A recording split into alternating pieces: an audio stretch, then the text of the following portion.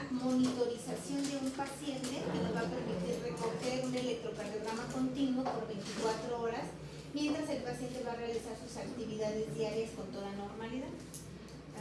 Para eso vamos a requerir obviamente un sistema de electrodos, una grabadora y un electroanalizador con la computadora, un programa que nos va a permitir analizar esta información. El principio básico se fundamenta precisamente en recoger y almacenar todos los complejos electrocardiográficos sabidos durante un periodo de tiempo determinado para posteriormente ser analizados. Prácticamente a esto le vamos a poner pues, una pila como tal y una tarjeta para que nos recoja toda la actividad electrocardiográfica por un día, ¿no? Aquí fue entre 1949 y 61 que precisamente Holter, un doctor en ciencias físicas, demostró por un sistema de radiotelemetría que es posible recoger un electrocardiograma de una persona en movimiento. Y este método, pues obviamente, como les comentaba, es importante porque el hombre va a pasar la mitad de su vida en actividad. Un electrocardiograma convencional, como les comentaba, solamente va a recoger de 1 a 3 minutos y van a ser de 50 a 100 latidos, pero con eso no podemos ni confirmar ni descartar nada. Son 100 latidos, es un minuto en promedio lo que se tarda en recoger ese estudio.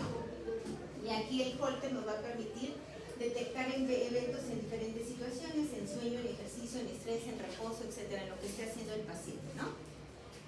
Entonces, aquí cada vez ha ido mejorando un poquito más la calidad de los estudios de Holter, porque pues obviamente como el paciente se va a llevar el equipo y todo, a veces podemos recoger pura interferencia, se le zafó al paciente un cable y todo eso no nos va a permitir una adecuada calidad, ¿no?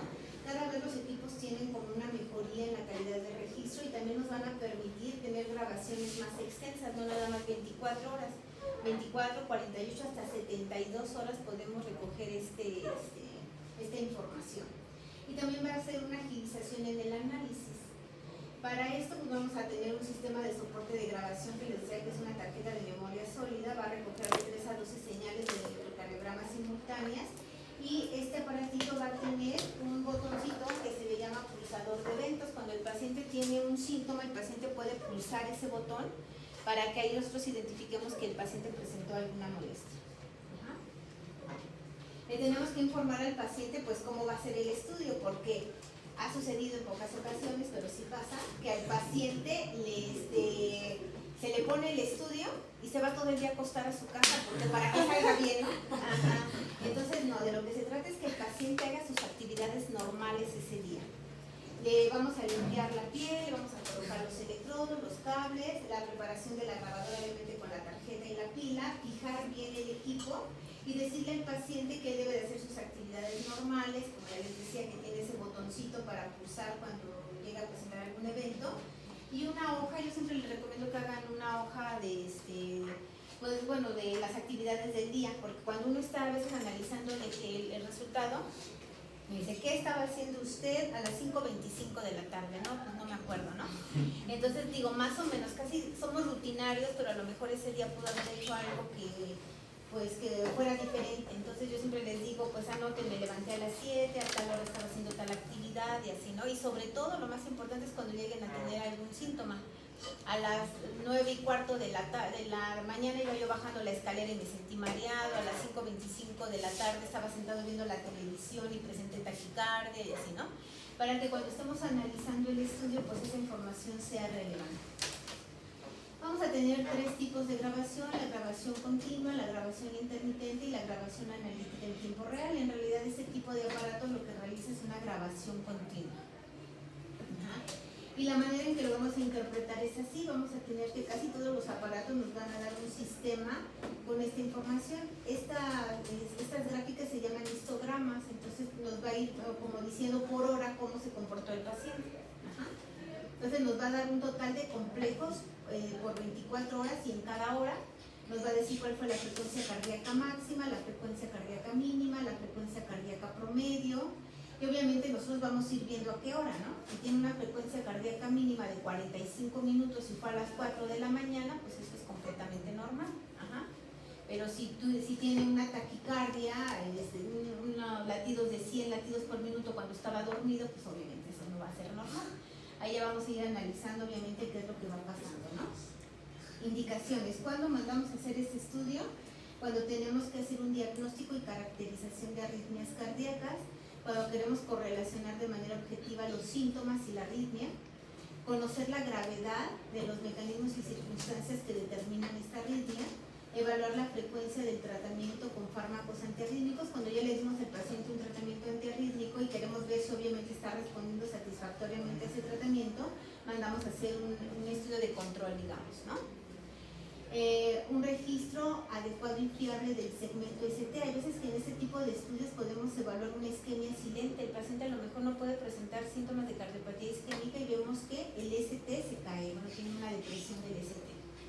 Y eso nos puede indicar isquemia silente.